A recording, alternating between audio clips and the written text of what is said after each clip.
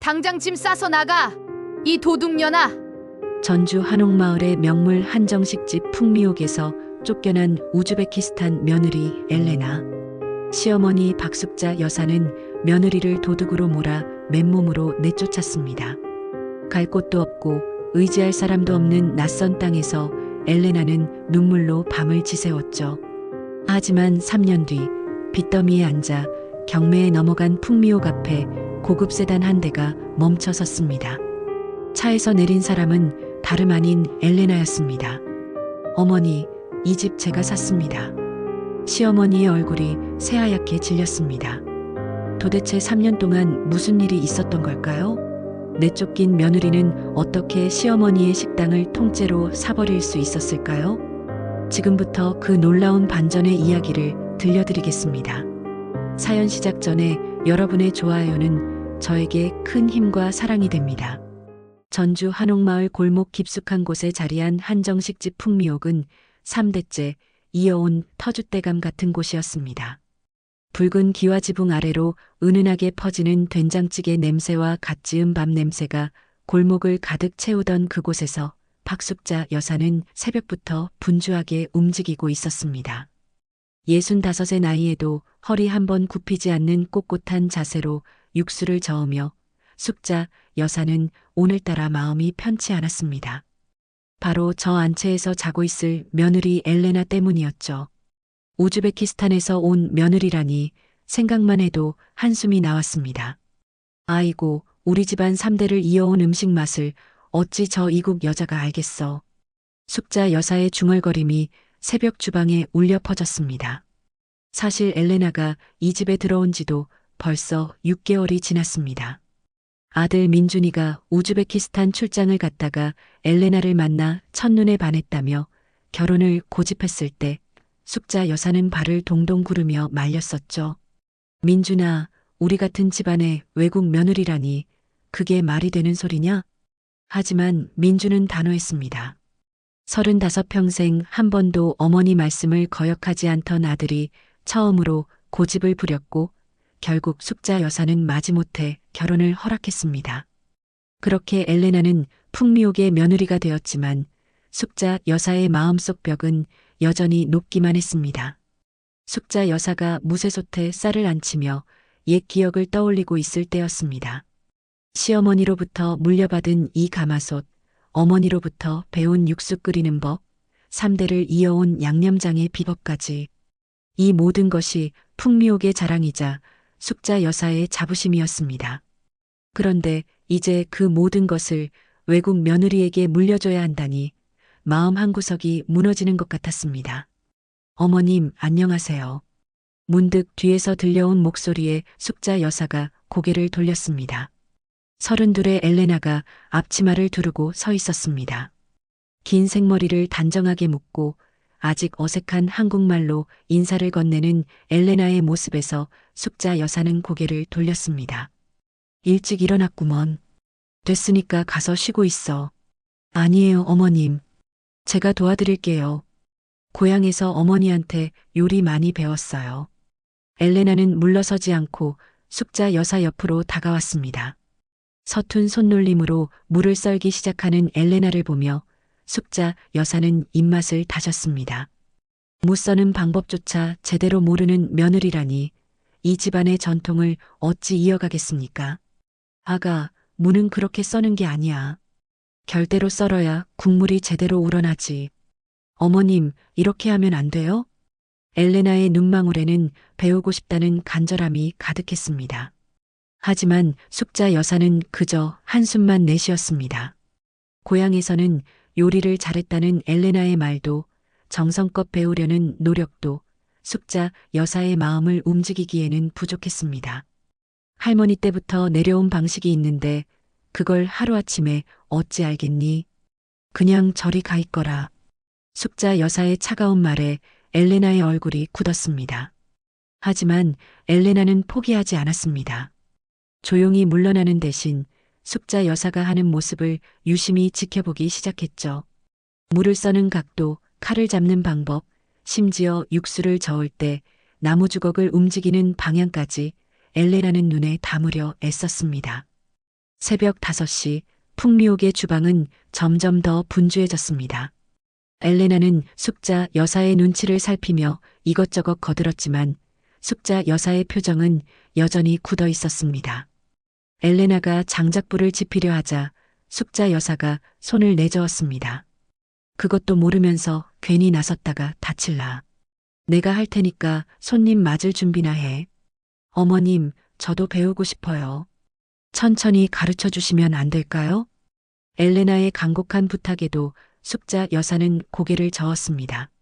며느리가 다칠까봐 걱정하는 마음도 있었지만 사실은 풍미옥의 비법을 쉽게 알려주고 싶지 않은 마음이 더 컸습니다.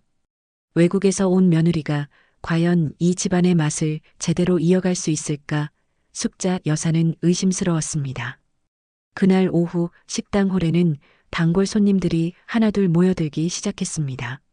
그 중에서도 최할머니는 10년 넘게 풍미옥을 찾아온 가장 오래된 단골이었습니다. 75의 나이에도 정정한 최할머니는 엘레나를 보자 반갑게 손을 흔들었습니다. 아이고, 새 며느리 들어왔다더니 참 예쁘게 생겼네. 어디서 왔다고 했지? 우즈베키스탄이요, 할머니.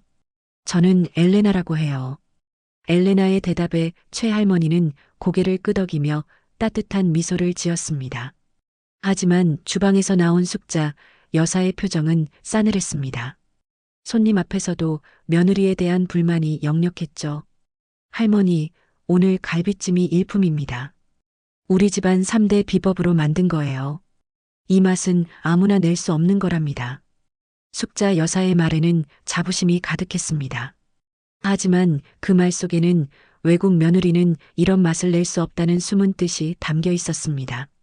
엘레나는 그 의미를 알아챘지만 그저 미소만 지을 뿐이었습니다. 엘레나 며느리, 그래도 시어머니한테 열심히 배우면 되지 뭐. 요리는 정성이 제일이잖아. 최할머니의 위로에 엘레나는 고개를 끄덕였습니다. 하지만 숙자 여사는 쌀쌀맞게 대꾸했습니다. 배운다고 다 되는 게 아니에요, 할머니. 손맛이라는 게 있고 집안 내력이라는 게 있는 법이죠. 저녁 무렵 민준이 퇴근을 하고 돌아왔습니다. 35의 민준은 온화한 성격에 효자로 소문난 사람이었습니다. 아내 엘레나를 사랑하지만 어머니를 섭섭하게 할 수는 없었죠. 어머니, 다녀왔습니다. 엘레나, 오늘 하루 어땠어? 괜찮았어요, 여보. 어머님이 많이 가르쳐 주셨어요. 엘레나가 풍미옥에서 보낸 시간이 어느덧 8개월을 넘어서고 있었습니다.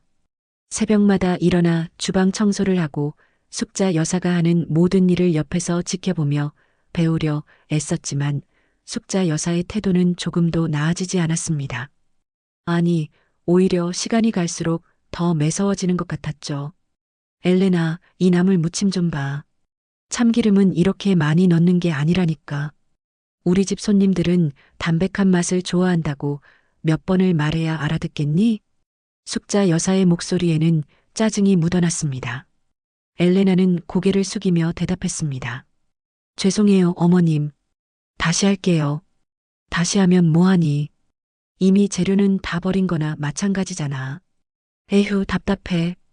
엘레나의 눈시울이 붉어졌지만 눈물을 보일 수는 없었습니다. 숙자 여사 앞에서 우는 모습을 보이면 더 나약하게 보일 것 같았으니까요. 엘레나는 꾹 참으며 다시 나무를 묻히기 시작했습니다. 그런데 사실 숙자 여사에게는 엘레나를 미워할 수밖에 없는 더 큰 이유가 있었습니다. 풍미옥은 겉으로 보기에는 번창하는 것 같았지만 실제로는 빚더미에 앉아 있었습니다. 2년 전 숙자 여사는 전주 시내 한복판에 2번째 지점을 내려고 무리하게 대출을 받았습니다. 하지만 위치 선정을 잘못한 탓에 지점은 1년 만에 문을 닫았고 남은 건 7천만 원이 넘는 빚뿐이었죠. 은행 대출로는 감당이 안 돼서 숙자 여사는 결국 사채까지 손을 댔습니다. 이자가 눈덩이처럼 불어나면서 이제는 매달 200만 원씩 갚아도 원금은 줄어들지 않는 지경이었습니다. 숙자 여사는 밤마다 이 걱정으로 잠을 이루지 못했습니다. 그러던 중 숙자 여사에게 한 가지 묘안이 떠올랐습니다.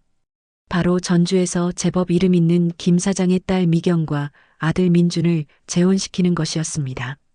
김 사장은 부동산 사업으로 큰 돈을 번 사람이었고 딸 미경은 33세 나이에도 결혼을 못하고 있었습니다.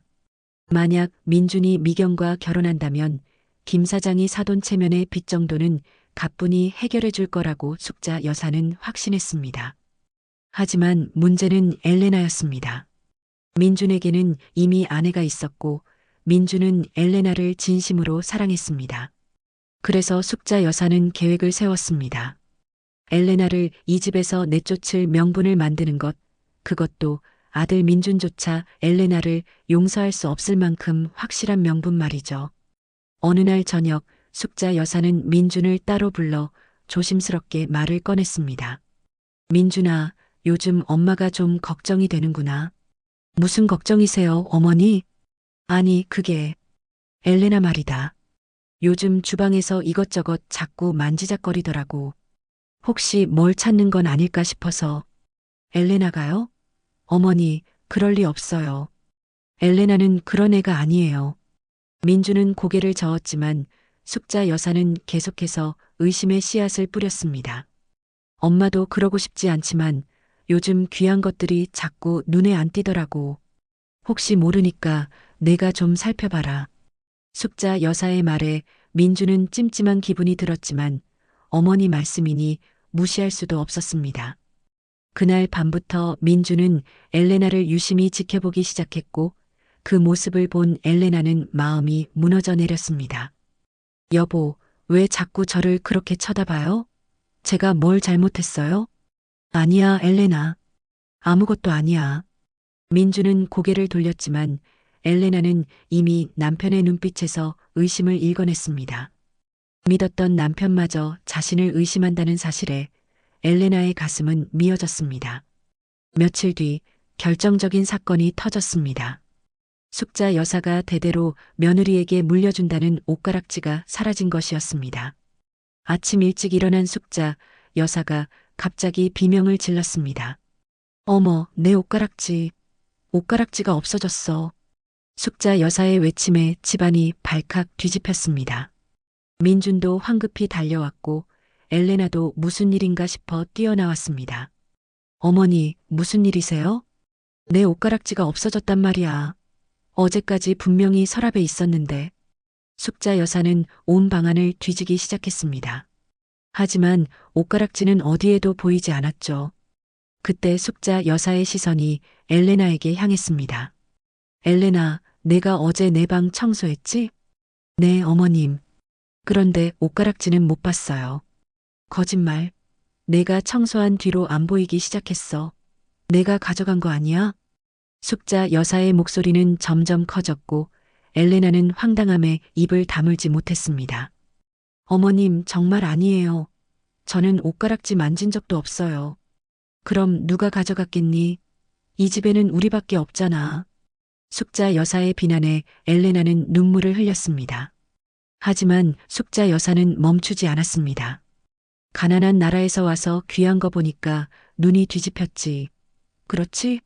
솔직하게 말해. 어머니, 진정하세요. 엘레나가 그럴 리 없잖아요.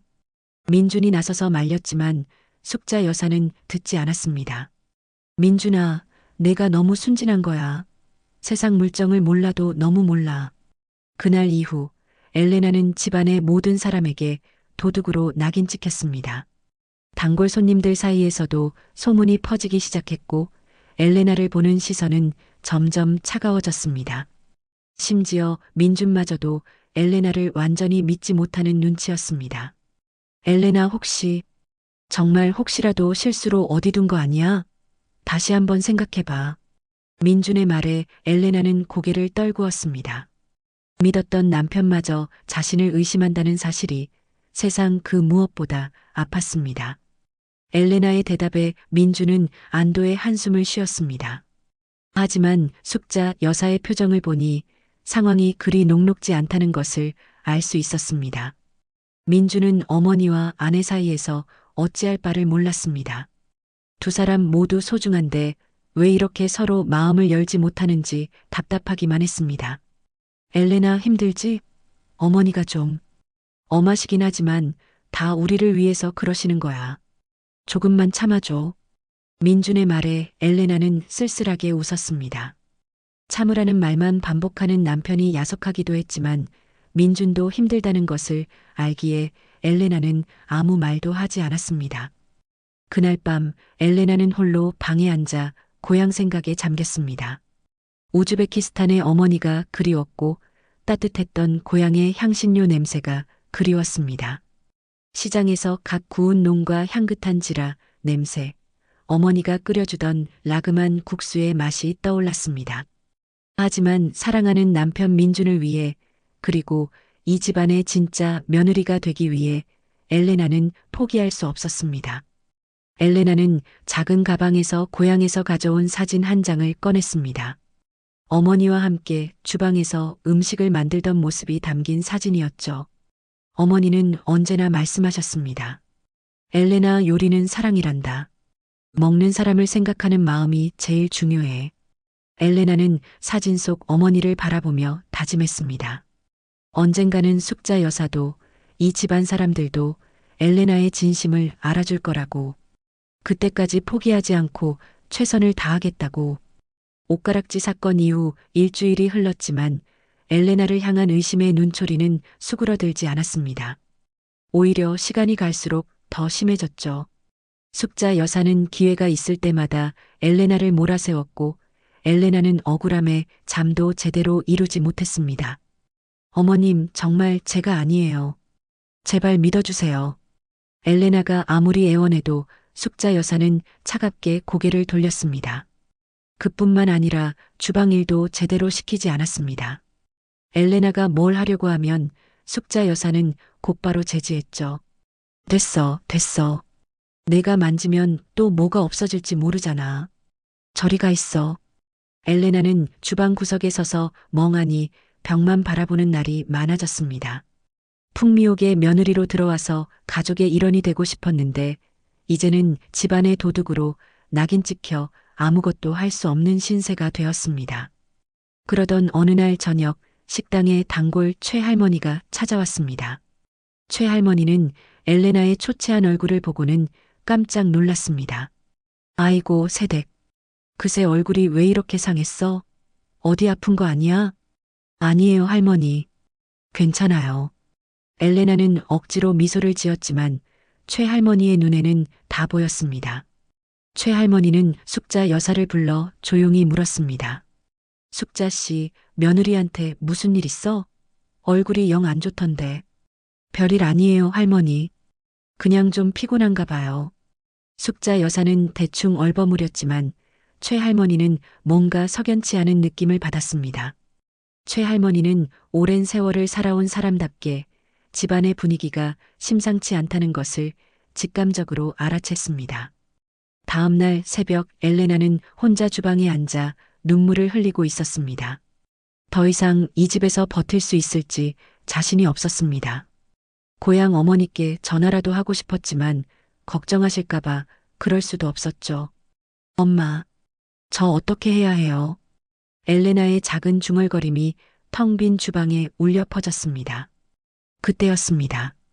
갑자기 주방 문이 열리더니 숙자 여사가 들어왔습니다. 엘레나는 황급히 눈물을 닦았지만 숙자 여사는 이미 다 본 뒤였습니다. 뭐하고 있어? 울기는 왜 울어? 아, 아니에요. 어머님, 그냥 양심에 가책이 들어서 그러는 거 아니야? 솔직히 말해. 옷가락지 어디 숨겨뒀어? 숙자 여사의 날카로운 추궁에 엘레나는 고개를 저었습니다. 하지만 숙자 여사는 멈추지 않았습니다. 아직도 발뺌할 거야? 내가 봐도 내가 수상해. 내 방 한번 뒤져봐야겠어. 어머님, 제발이요. 제 방에는 아무것도 없어요. 엘레나가 애원했지만 숙자 여사는 이미 마음을 굳힌 상태였습니다. 사실 숙자 여사에게는 치밀한 계획이 있었습니다. 바로 엘레나의 방에 가짜 옷가락지를 몰래 넣어두는 것이었죠. 며칠 전 숙자 여사는 사채업자에게 부탁해서 진짜 옷가락지와 똑같이 생긴 가짜를 하나 만들어 두었습니다. 진짜 옷가락지는 이미 사채업자에게 담보로 맡겨둔 상태였고 이제 남은 건 가짜 옷가락지를 엘레나의 짐에서 발견하는 연금만 남았습니다. 그날 오후 숙자 여사는 민준을 불러 심각한 표정으로 말했습니다. 민준아, 엄마가 아무리 생각해도 이상해서 그러는데 엘레나 방 한번 확인해 봐야 할 것 같아.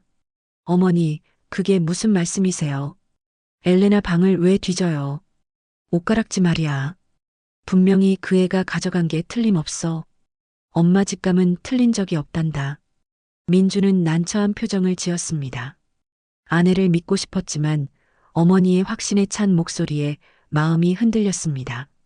어머니, 그래도 엘레나한테 먼저 물어보는 게 물어봐서 솔직히 말할 것 같아? 그냥 확인이나 한번 해보자. 아무것도 안 나오면 엄마가 사과할게. 결국 민주는 어머니의 성화에 못 이겨 엘레나의 방으로 향했습니다. 엘레나는 그때 마침장을 보러 나간 상태였고 방에는 아무도 없었습니다. 어머니, 정말 이래도 되는 건가요? 됐으니까 어서 찾아봐. 가방이나 서랍 같은데. 민주는 마지못해 엘레나의 짐가방을 열었습니다. 옷가지들을 하나씩 꺼내며 확인하던 민준의 손이 갑자기 멈췄습니다. 가방 맨 밑바닥에서 반짝이는 무언가가 나온 것이었습니다. 이게 민준의 손에는 엄연히 옷가락지가 들려 있었습니다. 물론 그것은 숙자 여사가 몰래 넣어둔 가짜였지만 민준은 그 사실을 알 리 없었죠. 그것 봐. 엄마 말이 맞았잖아. 이 요망한 것이 정말 가져갔었어. 숙자 여사의 목소리는 승리감으로 가득했습니다. 민주는 손에 든 옷가락지를 멍하니 바라보며 고개를 저었습니다. 엘레나가 정말? 바로 그때 장을 보고 돌아온 엘레나가 방문을 열었습니다. 엘레나는 민준의 손에 들린 옷가락지를 보고는 얼굴이 하얗게 질렸습니다. 여보, 그게 뭐예요? 엘레나, 이게 내 가방에서 나왔어. 어떻게 된 거야? 민준의 목소리는 떨리고 있었습니다. 믿고 싶지 않았지만 증거가 눈앞에 있었습니다. 아니에요, 여보. 저 정말 몰라요. 제가 그걸 거기 넣은 적 없어요. 엘레나는 울면서 부인했지만 숙자 여사는 차가운 눈빛으로 엘레나를 노려보았습니다. 아직도 발뺌할 거야? 증거가 여기 있는데. 이 도둑년아. 어머님, 정말 아니에요. 누가 제 가방에 넣은 거예요. 저는 정말 모른다고요. 엘레나의 절규에도 숙자 여사는 귀를 막았습니다. 오히려 더 큰 목소리로 엘레나를 몰아세웠죠. 내 집에 들어와서 도둑질까지 하다니. 당장 짐 싸서 나가. 이 집에서 썩 나가란 말이야. 어머니, 진정하세요. 일단 엘레나 얘기를 들어봅시다. 민준이 말렸지만 숙자 여사는 이미 흥분한 상태였습니다. 이것이 바로 숙자 여사가 원했던 순간이었습니다. 엘레나를 집에서 내쫓을 완벽한 명분을 만든 것이죠. 무슨 얘기를 더 들어. 증거가 다 나왔는데. 민준아, 내가 이 여자 편을 들 거야. 엄마 편을 들 거야. 숙자 여사의 최후 통첩에 민준은 말문이 막혔습니다.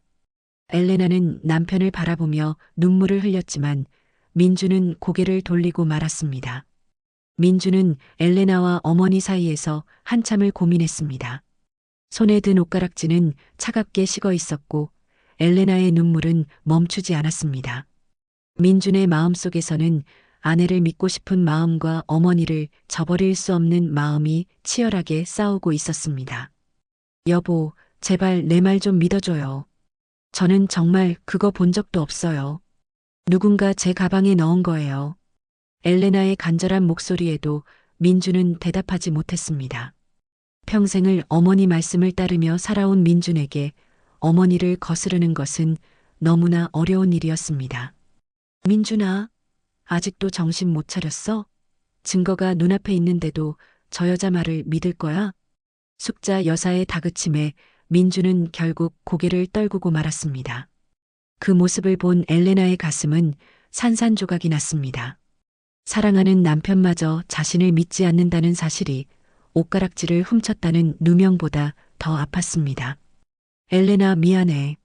나도. 나도 어떻게 해야 할지 모르겠어. 민준의 떨리는 목소리에 엘레나는 쓴웃음을 지었습니다. 미안하다는 말로 모든 게 해결될 것 같습니까? 엘레나는 천천히 고개를 들어 민준을 바라보았습니다. 여보, 당신은 남편이잖아요. 아내를 믿는 게 먼저 아니에요? 엘레나, 그게 됐어요. 이제 알았어요. 당신한테 저는 어머님보다 못한 존재였구나. 엘레나의 차가운 말에 민주는 할 말을 잃었습니다. 숙자 여사는 그 틈을 놓치지 않고 다시 엘레나를 몰아세웠습니다. 이제 그만 연극 그만두고 짐이나 싸. 당장 이 집에서 나가란 말이야. 어머니, 그래도 오늘은 너무 늦었으니까 내일. 안 돼. 당장 오늘 나가야 해. 도둑을 하룻밤이라도 더 재울 수는 없어. 숙자 여사의 단호한 목소리에 민주는 더 이상 말릴 수 없었습니다. 엘레나는 눈물을 닦으며 천천히 짐을 싸기 시작했습니다.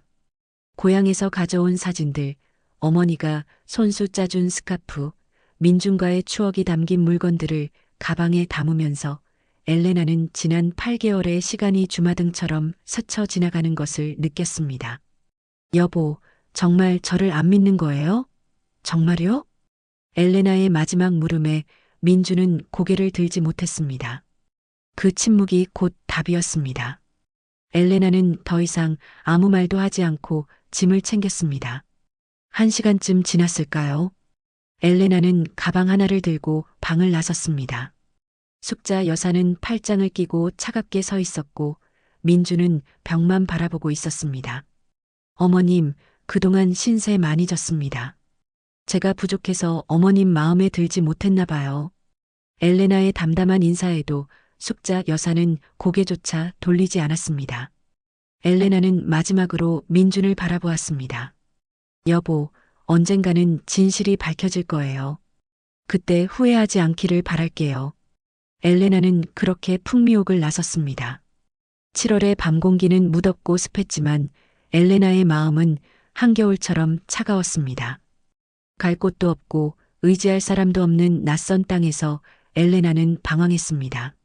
한참을 걷다가 엘레나는 전주천 다리 위에 주저앉았습니다. 흐르는 물을 바라보며 눈물을 흘리고 있는데 누군가 옆에 다가왔습니다. 아이고, 새댁. 이 밤중에 여기서 뭐하고 있어? 고개를 드니 단골 최할머니가 놀란 얼굴로 서 있었습니다. 최할머니는 저녁 산책을 하다가 우연히 엘레나를 발견한 것이었습니다. 할머니. 엘레나는 최할머니를 보자 그동안 참았던 눈물이 터져 나왔습니다. 최할머니는 엘레나를 꼭 안아주며 등을 토닥였습니다. 울지 마, 울지 마. 무슨 일인지 할머니한테 얘기해봐. 엘레나는 최할머니에게 그동안 있었던 모든 일을 털어놓았습니다. 옷가락지 사건, 숙자 여사의 의심, 그리고 오늘 밤 일어난 일까지. 최할머니는 이야기를 들으며 고개를 저었습니다. 딱 보니 알겠구먼. 그 깐깐한 여편네가 무슨 짓을 한 건지. 새댁, 너는 절대 그럴 사람이 아니야. 할머니, 저도 정말 안 했어요. 근데 아무도 안 믿어줘요. 남편도 어머님도. 알아, 다 알아. 내가 70평생 사람 보는 눈은 있다고. 너는 그런 애가 아니야. 최할머니의 따뜻한 말에 엘레나는 조금씩 진정할 수 있었습니다. 최할머니는 엘레나의 손을 잡고 일으켰습니다. 자, 일단 우리 집으로 가자. 이 밤중에 어딜 가겠어. 오늘은 우리 집에서 자고 내일 천천히 생각해보자고. 할머니, 괜찮으세요? 폐를 끼치는 것 같아서. 무슨 소리야. 곤란한 사람 돕는 게 당연한 거지. 어서 가자. 최할머니의 집은 한옥마을 골목 안쪽에 있는 작은 단층 집이었습니다. 넓지는 않았지만 정갈하고 따뜻한 느낌이 나는 곳이었습니다. 최할머니는 작은 방 하나를 내주며 말했습니다. 여기서 좀 쉬어. 내가 따뜻한 차라도 끓여올게. 엘레나는 방에 누워 천장을 바라보았습니다. 오늘 하루가 꿈만 같았습니다. 아침에는 풍미옥의 며느리였는데 저녁에는 쫓겨난 이방인이 되어버렸습니다. 잠시 후 최할머니가 대추차를 들고 들어왔습니다. 엘레나는 차를 받아 마시며 조금씩 마음을 가라앉혔습니다. 할머니, 저 이제 어떻게 해야 할까요? 글쎄다. 일단 몸부터 추스르고 생각해보자. 세댁, 너 혹시 일할 곳 있어? 아니요, 없어요. 한국에 아는 사람도 없고. 그럼 내일부터 시장 가서 일자리 좀 알아보자. 내가 아는 식당 사장님들한테 부탁해 볼게. 최 할머니의 말에 엘레나는 고개를 끄덕였습니다. 일단 살아남아야 했습니다. 그리고 언젠가는 이 억울함을 반드시 풀어야 했습니다. 그날 밤 엘레나는 최 할머니의 작은 방에서 눈물을 삼키며 다짐했습니다. 포기하지 않겠다고, 반드시 진실을 밝혀내겠다고, 숙자 여사의 계획대로 무너지지 않겠다고 말입니다. 최 할머니의 도움으로 엘레나는 전주시장 안에 있는 작은 반찬 가게에서 일자리를 구했습니다. 아침 6시부터 저녁 6시까지 일하는 고된 노동이었지만 엘레나는 불평 한마디 없이 열심히 일했습니다. 물을 썰고 김치를 담그고 나무를 묻히는 일들이 풍미옥에서 배운 것들이어서 그나마 다행이었습니다. 엘레나 씨, 손이 참 빠르네요. 우즈베키스탄에서도 요리 일 많이 했어요? 반찬 가게 사장님의 물음에 엘레나는 쓸쓸하게 웃었습니다. 네, 고향에서 어머니한테 많이 배웠어요. 한국에 와서도 시어머니한테 배우려고 했는데. 엘레나의 목소리가 잠시 떨렸지만 곧 정신을 차리고 다시 물을 썰기 시작했습니다. 과거를 생각하면 가슴이 아팠지만 지금은 살아남는 것이 먼저였습니다. 한 달쯤 지났을까요? 엘레나는 일이 끝나고 최 할머니 집으로 돌아가는 길에 작은 노점 하나를 발견했습니다. 주인 할아버지가 연세가 많아 노점을 정리하고 있었습니다. 할아버지, 여기 그만두시는 거예요? 그래요. 나이 먹으니까 이제 힘들어서 못하겠어. 자리라도 인수받을 사람 있으면 좋겠는데. 엘레나의 눈이 반짝였습니다. 노점 자리를 인수받으면 고향 음식을 팔 수 있을 것 같았습니다. 엘레나는 그동안 모은 돈을 꺼내 할아버지께 조심스럽게 물었습니다. 할아버지, 얼마면 될까요? 100만 원만 주면 자리랑 김을 다 줄게요. 엘레나는 그 자리에서 계약을 했습니다. 반찬 가게 일을 마치고 나면 저녁 시간에 노점을 운영하기로 결심한 것입니다. 최 할머니에게 이 소식을 전하자 최 할머니는 엘레나를 꼭 껴안아 주었습니다. 잘했어, 세댁. 내가 하고 싶은 걸 해야지. 할머니가 도와줄 테니까 걱정 마. 엘레나는 고향에서 어머니께 배운 전통 빵 솜사와 플로프를 만들어 팔기 시작했습니다. 처음에는 사람들이 낯선 음식을 경계했지만 한번 맛본 사람들은 다시 찾아왔습니다. 고소한 빵과 향긋한 기름밥의 맛이 입소문을 타기 시작한 것입니다.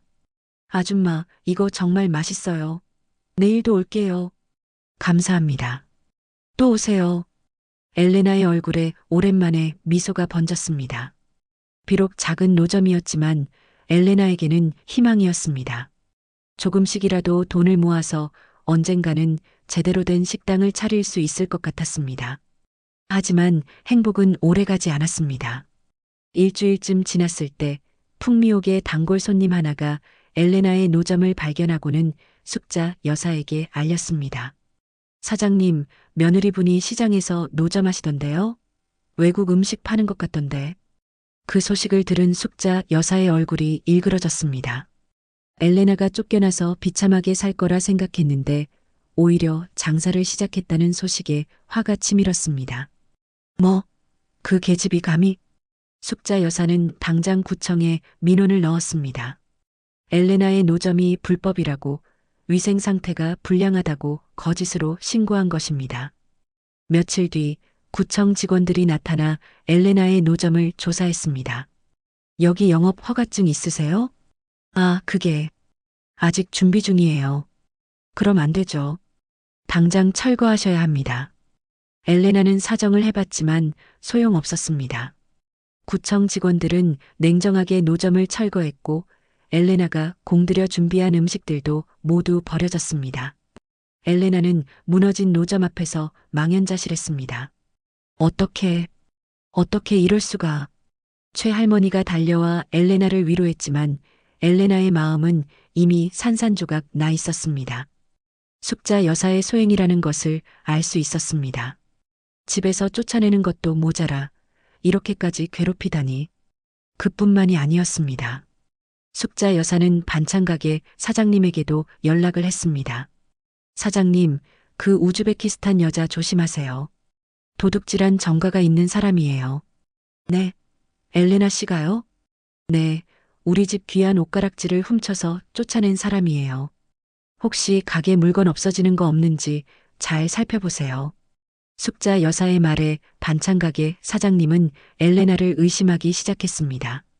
다음 날 사장님은 엘레나를 불러 조심스럽게 말했습니다. 엘레나 씨 미안한데 다른 사람을 구하기로 했어요. 이번 주까지만 나오세요. 네. 사장님, 제가 뭘 잘못했나요? 아니, 그게 그냥 사정이 생겨서요. 사장님은 말끝을 흐렸지만 엘레나는 알 수 있었습니다. 또다시 숙자 여사의 방해 공작이었습니다. 엘레나는 고개를 숙이며 대답했습니다. 알겠습니다. 그동안 감사했습니다.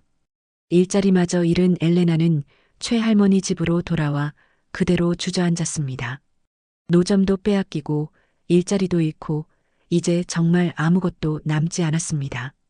할머니, 이제 어떻게 해야 할까요? 엘레나의 눈에서 눈물이 주르륵 흘러내렸습니다. 그동안 강하게 버텨왔지만 이제는 정말 한계였습니다. 최할머니는 엘레나를 꼭 안아주며 등을 토닥였습니다. 세댁, 울지 마. 할머니가 있잖아. 우리 함께 이겨내자.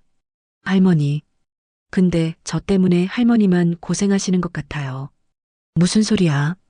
할머니는 괜찮아. 오히려 세댁이 있어서 이 늙은이가 힘이 나는 걸. 최할머니의 따뜻한 위로에도 엘레나의 마음은 무거웠습니다. 숙자 여사가 이렇게까지 집요하게 괴롭힐 줄은 몰랐습니다. 단순히 외국 며느리가 마음에 안 든다는 이유만으로 이렇게까지 할 수 있을까요? 엘레나는 뭔가 더 큰 이유가 있을 것 같다는 생각이 들었습니다. 그날 밤 엘레나는 잠을 이루지 못하고 뒤척였습니다. 고향 어머니 생각도 났고 민준 생각도 났습니다. 민준은 지금 어떻게 지내고 있을까요? 혹시 엘레나를 그리워하고 있을까요? 아니면 이미 엘레나를 잊어버렸을까요? 여보, 언젠가는 진실을 알게 될 거예요. 그때까지 저는 포기하지 않을 거예요. 엘레나는 작게 중얼거리며 주먹을 꽉 쥐었습니다. 비록 지금은 모든 것을 잃었지만 언젠가는 반드시 일어설 것입니다. 그리고 숙자 여사에게 정당한 대가를 치르게 할 것입니다. 모든 것을 잃고 절망에 빠져 있던 엘레나에게 전환점이 찾아온 것은 한 달쯤 지난 어느 날이었습니다. 최할머니가 조심스럽게 엘레나를 불러 앉혔습니다. 세댁, 할머니가 너한테 보여줄 게 있어. 최할머니는 작은 USB 하나를 꺼내 들었습니다. 엘레나는 고개를 갸웃거리며 물었습니다. 할머니, 이게 뭐예요? 사실은 말이지, 할머니가 몇 달 전에 우리 집 대문 앞에 작은 방범 카메라를 하나 달았거든. 요즘 도둑이 많다고 해서 말이야. 그게 저랑 무슨 상관이 있어요? 있지. 우리 집이 풍미호 골목 바로 옆이잖아. 그날 밤 내가 쫓겨나던 날 말이야. 할머니가 이상한 생각이 들어서 카메라를 확인해 봤어. 최할머니는 노트북을 꺼내 영상을 재생했습니다. 화면에는 풍미옥 대문 앞이 보였고 날짜는 엘레나가 쫓겨나기 이틀 전이었습니다. 영상 속에서 숙자 여사가 대문을 나서더니 주위를 두리번거리며 누군가를 기다리는 모습이 보였습니다. 잠시 후 검은 옷을 입은 남자가 나타났습니다. 숙자 여사는 남자에게 무언가를 건네며 이야기를 나누었습니다. 목소리는 들리지 않았지만 최할머니가 화면을 확대하자 숙자 여사가 건넨 것이 옷가락지라는 것을 알 수 있었습니다. 저게 진짜 옷가락지예요? 그래. 내 가방에서 나온 건 가짜였던 거야. 저 남자가 사채업자로 보이는데 아마 진짜는 담보로 맡기고 가짜를 만들어서 내 가방에 넣은 것 같아. 엘레나는 화면을 멍하니 바라보았습니다. 영상은 계속 이어졌고 숙자 여사가 남자에게 뭔가를 부탁하는 듯한 몸짓을 하는 장면이 나왔습니다. 입모양을 보니 며느리 가방에 넣어줘요라고 말하는 것 같았습니다. 할머니, 이게 정말이에요? 어머님이 저를 함정에 빠뜨린 거예요? 그런 것 같구나. 할머니도 처음에는 믿고 싶지 않았어. 그래서 며칠 동안 고민하다가 오늘 너한테 보여주는 거야. 엘레나의 손이 부들부들 떨렸습니다. 분노와 억울함, 그리고 배신감이 한꺼번에 밀려왔습니다. 그동안 자신을 도둑으로 몰아 쫓아냈던 것이 모두 계획된 일이었다니. 할머니, 이 영상 경찰에 가져가면 되는 거죠? 제 결백을 증명할 수 있는 거죠? 그래, 물론이지. 근데 세댁, 조금만 기다려보는 게 어떨까? 기다려요? 왜요? 최할머니는 엘레나의 손을 잡으며 차분하게 말했습니다. 지금 당장 증거를 들이밀면 숙자 씨가 처벌받기는 할 거야. 하지만 그게 다야. 세댁이 정말 원하는 게 그것뿐이니? 엘레나는 고개를 들어 최할머니를 바라보았습니다. 최할머니의 눈빛에는 깊은 뜻이 담겨 있었습니다. 할머니 말씀이 무슨 뜻인지 모르겠어요. 세댁, 복수라는 건 말이야. 타이밍이 중요해. 지금 증거를 내밀면 숙자 씨는 잠깐 창피를 당하고 끝이야. 하지만 세댁이 정말로 당당하게 일어서서 저 여자가 우습게 본 내가 얼마나 대단한 사람인지 보여줄 수는 없을까? 최할머니의 말에 엘레나는 깊이 생각에 잠겼습니다. 단순히 결백을 증명하는 것을 넘어서 숙자 여사가 절대 무시할 수 없는 사람이 되는 것. 그것이 진짜 복수일 수도 있다는 생각이 들었습니다. 할머니, 그럼 저는 어떻게 해야 하죠? 일단 이 영상은 할머니가 잘 보관해 둘게. 그리고 세댁은 다시 일어서는 거야. 내가 가진 재능으로 성공하는 거지. 하지만 할머니, 저는 지금 아무것도 없어요. 돈도 없고 일자리도 없고. 최할머니는 미소를 지으며 서랍에서 통장 하나를 꺼냈습니다. 할머니가 평생 모은 돈이 좀 있어. 많지는 않지만 세댁이 작은 가게 하나 시작하기에는 충분할 거야. 할머니, 그건 안 돼요.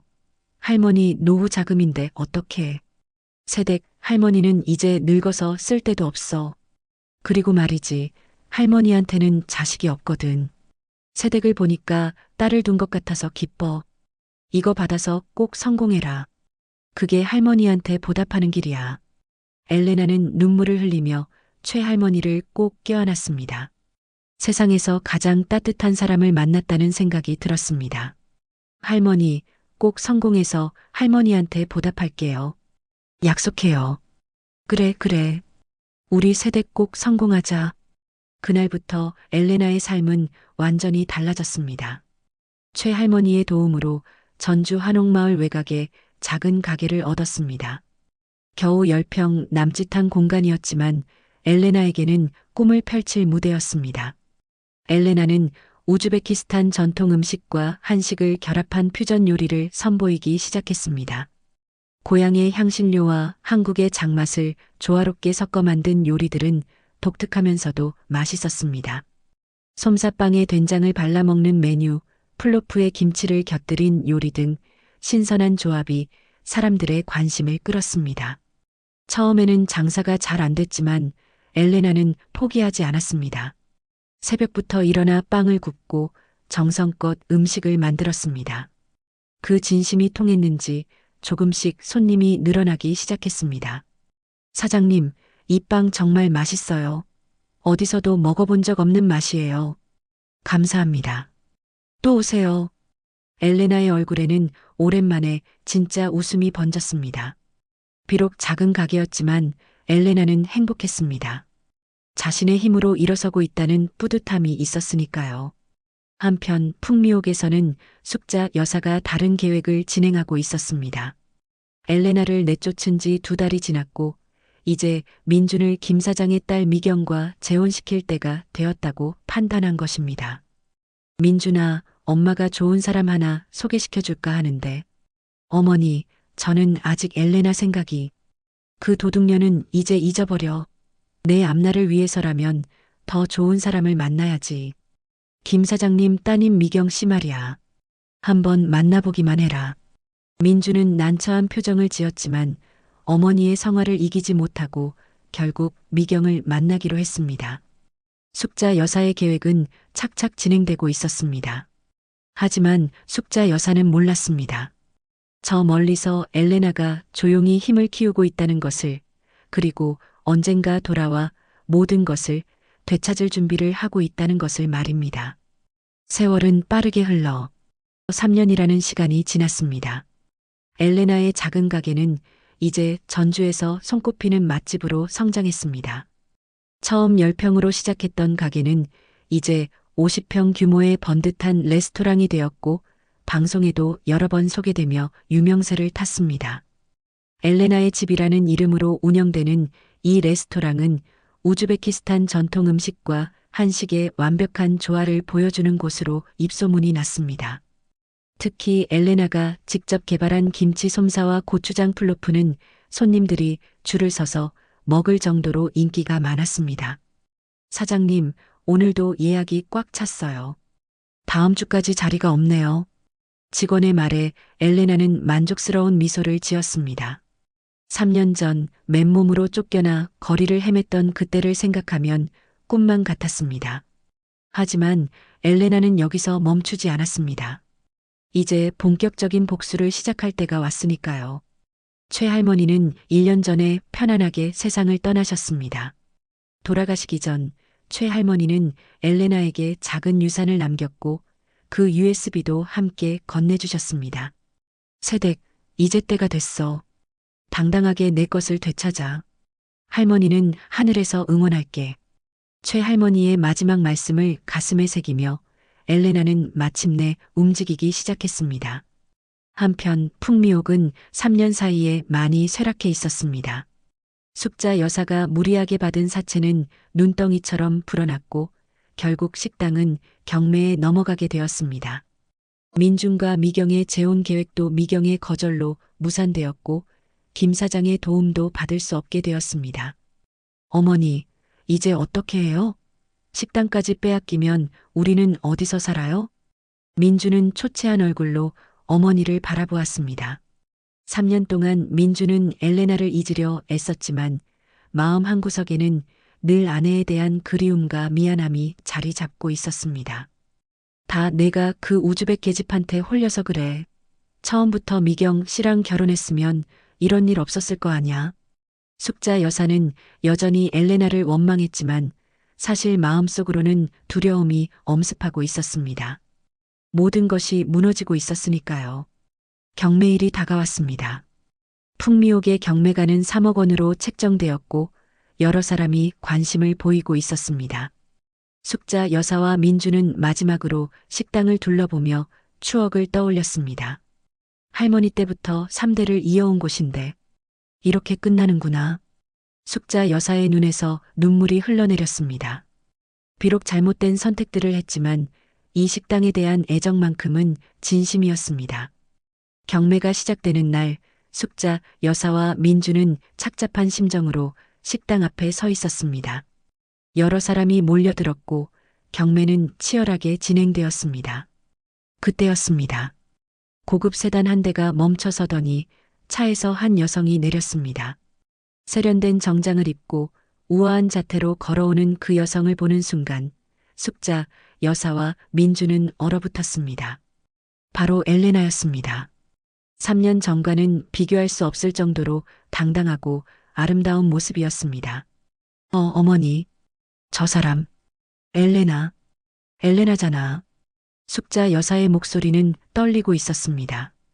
엘레나는 침착하게 경매에 참여했고 다른 경쟁자들을 제치고 3억 2천만 원의 낙찰을 받았습니다. 경매가 끝나자 엘레나는 천천히 숙자 여사와 민준에게 다가왔습니다. 어머니, 아니 박숙자 씨, 오랜만이네요. 엘레나의 차갑지만 품이 있는 목소리에 숙자 여사는 뒤로 물러섰습니다. 민주는 엘레나를 보며 입을 때려 했지만 말이 나오지 않았습니다. 이 집 제가 샀습니다. 이제 풍미옥은 제 것이에요. 네, 내가 어떻게, 돈을 어디서. 숙자 여사는 믿을 수 없다는 표정으로 엘레나를 바라보았습니다. 3년 전 맨몸으로 쫓겨났던 여자가 어떻게 이렇게 큰 돈을 마련했단 말입니까? 궁금하세요? 제가 어떻게 이렇게 됐는지. 어머니께서 저를 쫓아내 주신 덕분이에요. 그때 깨달았거든요. 누구한테도 기대지 말고 제 힘으로 살아야 한다는 걸요. 엘레나는 가방에서 노트북을 꺼냈습니다. 그리고 3년 전 최할머니가 건네준 그 영상을 재생했습니다. 화면에는 숙자 여사가 사채업자에게 진짜 옷가락질을 건네고 가짜를 엘레나의 가방에 넣으라고 지시하는 장면이 고스란히 담겨 있었습니다. 이게 뭐야? 민주는 화면을 보며 얼굴이 창백해졌습니다. 모든 것이 어머니의 조작이었다는 사실을 알게 된 것입니다. 어머니, 이게 정말이에요? 어머니가 엘레나를 함정에 빠뜨린 거예요? 민준아, 그게 아니라. 숙자 여사는 변명을 늘어놓으려 했지만 증거 앞에서는 아무 소용이 없었습니다. 엘레나는 차갑게 말을 이었습니다.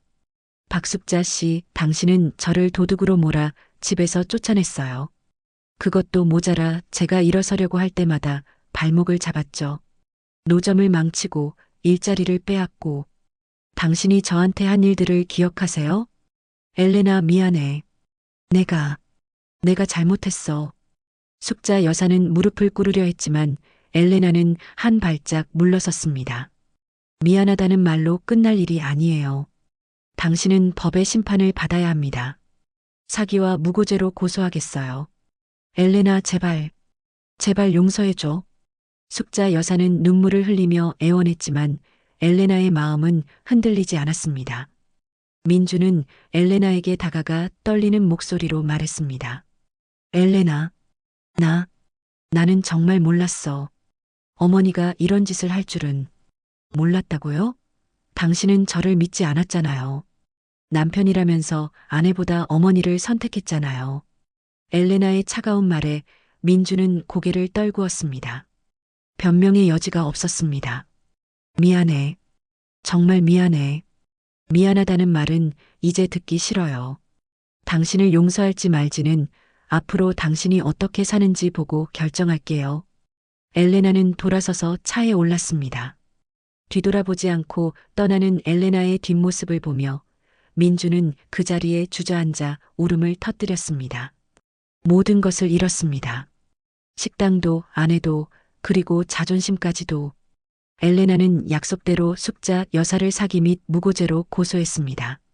증거가 명확했기에 재판은 빠르게 진행되었고 숙자 여사는 결국 집행유예 판결을 받았습니다. 법정에서 숙자 여사는 계속 눈물을 흘리며 용서를 빌었지만 엘레나는 끝까지 냉정함을 잃지 않았습니다. 재판장님, 저는 처벌을 원하는 게 아닙니다. 다만 제 결백이 증명되고 진실이 밝혀지는 것으로 충분합니다. 엘레나의 말에 재판장은 고개를 끄덕이며 판결을 내렸습니다. 숙자 여사는 비록 감옥에 가지는 않았지만 전주 한옥마을에서 평생 쌓아온 명예와 체면은 완전히 무너졌습니다. 사람들은 숙자 여사를 손가락질했고 예전 단골 손님들도 모두 등을 돌렸습니다. 재판이 끝난 후 엘레나는 풍미옥을 완전히 새롭게 단장하기 시작했습니다. 3대를 이어온 한정식 집에 간판을 내리고 그 자리에 엘레나의 정원이라는 새 간판을 걸었습니다. 우즈베키스탄의 전통과 한국의 정서가 어우러진 문화공간으로 탈바꿈시킨 것입니다. 사장님, 인테리어가 정말 멋지게 나왔어요. 손님들이 정말 좋아하실 것 같아요. 직원의 말에 엘레나는 미소를 지었습니다. 한쪽에는 우즈베키스탄 전통 문양이 새겨진 벽걸이가 있었고 다른 한쪽에는 한국의 전통 창살 무늬가 어우러져 있었습니다. 두 문화가 조화롭게 공존하는 공간, 그것이 바로 엘레나가 꿈꾸던 모습이었습니다.